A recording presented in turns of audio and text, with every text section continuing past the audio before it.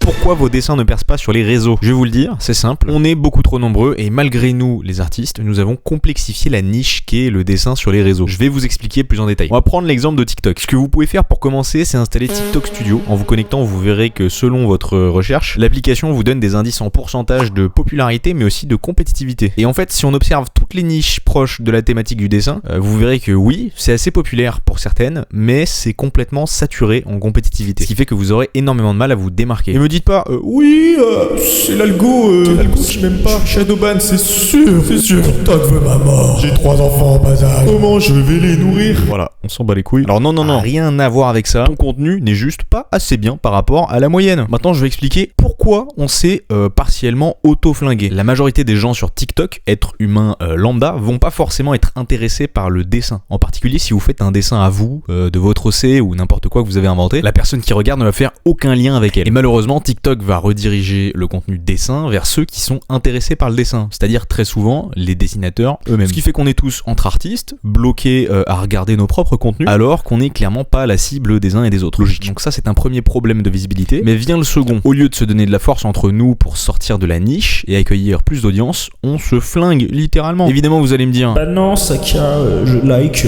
les vidéos des collègues.